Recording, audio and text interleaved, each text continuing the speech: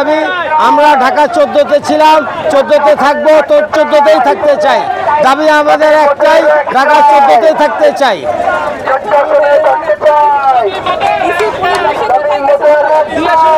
ঢাকা দুই আসনে নিতে যাচ্ছে এক কুচুকরি মহল। আমরা 2 লাখ মানুষের বসবাস। আমরা এই কেরানীগঞ্জ যদি আমাদেরকে দেওয়া হয়, আমাদের 20 কিলোমিটার পথ অতিক্রম করে যেতে হবে, 20 কিলোমিটার পথ অতিক্রম করে আসতে হবে। আমাদের কর্মসংস্থান ঢাকা 14তে, আমাদের শিক্ষা ঢাকা 14তে, আমাদের ব্যবসা ঢাকা 14তে। আমাদের এই নদী পার হয়ে অল্প একটু রাস্তা, 10 মিনিটের রাস্তা, আমরা এই রাস্তার এই 10 মিনিটের পথ অতিক্রম করে যে আমাদের সকল কর্মসংস্থান, চিকিৎসা সুযোগ সুবিধা নেই। আর আমাদের যদি ঢাকা 14 থেকে ঢাকা 2 দেওয়া হয়, তাহলে আমরা অবহেলিত হব এবং আমরা নির্যাতনের শিকার হব। আমরা শিক্ষা ব্যবস্থা থেকে বঞ্চিত হব, আমাদের কর্মসংস্থান থেকে বঞ্চিত হব, আমাদের রুজি থেকে বঞ্চিত হব। আমরা জীবন গেলেও ঢাকা 14 থেকে ঢাকা 2 আসনে যেতে চাই না। বিসমিল্লাহির রহমানির রহিম।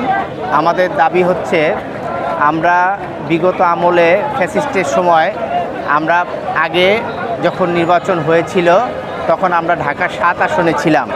এরপর পরবর্তীতে 1/11-র পরে আমাদেরকে ঢাকা 2-এর সাথে কামরাঙ্গীরচর যোগ করে দেওয়া হয়।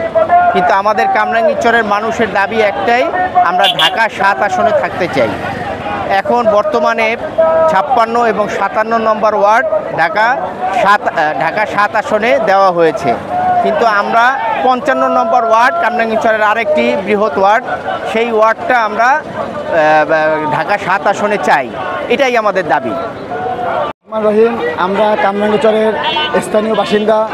আমরা শিক্ষক, আলেম সমাজ নিয়ে আমরা আজকে ইসির সামনে এসেছি। একটি দাবি, 2008 সালে 1/11 সরকার সহ আমাদের যে আওয়ামী লীগের দোসররা, ফ্যাসিবাদ সরকারের যে একটি নীল নকশা ছিল যে আসনটা বিনাশ করা, আসনকে বিনাশ করছে। আমাদের আগের পূর্বের 7 আসনকে, পূর্বের আসনকে ঢাকা 2-এর সাথে আমাদের সাথে সংযুক্ত করেছে এবং ভৌগোলিকভাবে এবং সাংস্কৃতিকভাবে আমাদের সাথে মিলে না।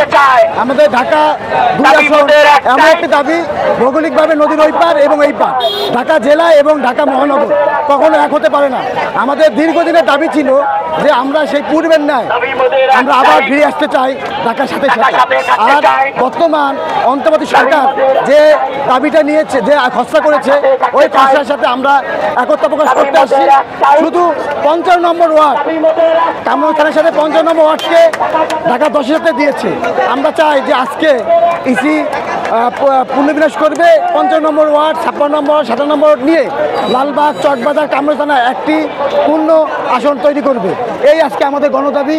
আমরা কামরাঙ্গীরচরের বাসী হাজার হাজার লোক নিয়ে আমরা আসছি, ইসিকে দেখাতে আসছি আমার দাবিতে। ঢাকা 7-এর জন্য আমরা চাচ্ছি যে 55 নম্বর 10-এ না দিয়ে 7-এর সাথে একসাথে করুন। এটাই আমাদের প্রাণের দাবি। আর এটা মিডিয়ার মাধ্যমে আপনাদের কাছে আমরা ইসির মাধ্যমে পৌঁছে দিতে চাই এবং সারা বাংলাদেশের মানুষকে জানাতে চাই যে কামরাঙ্গীরচরের একটি মনের প্রাণের দাবি যে 55, 56, 57 নম্বর ওয়ার্ড একটি থানাকে, পরিপূর্ণ থানাকে নিয়ে একটি কামরাঙ্গীরচর, লালবাগ এবং চকবাজার থানা নিয়ে ইসি একটি 7 আসন গঠিত করুক। তাহলে আমাদের দাবি পূর্ণ হবে ইনশাআল্লাহ।